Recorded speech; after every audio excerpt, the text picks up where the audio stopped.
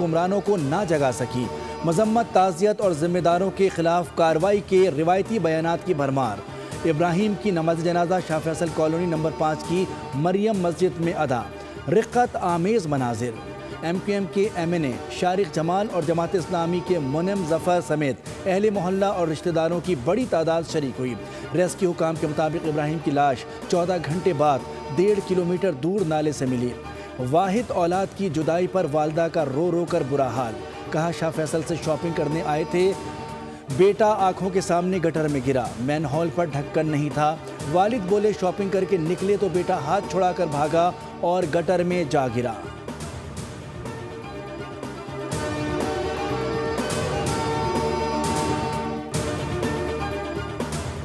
Assembly छोड़कर जाने का फैसला गलत था। PTI ऐवान में रहती तो मामलात ख़राब ना होते। पाकिस्तान चलेगा तो बानी PTI को भी उम्मीद होगी शायद दोबारा इख्तिदार में आ जाएं।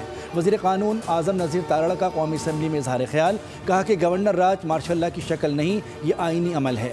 धमकियाँ देने से ऐवान फतह नहीं होते। असद कैसर बोले गवर्नर राज का सिर्फ ख्वाब देख सकते हैं।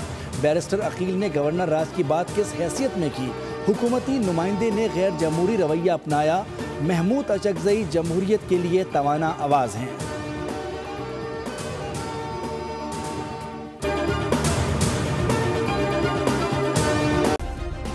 सब्सक्राइब करें और बेल दबाएं ताकि कोई खबर रह न जाए।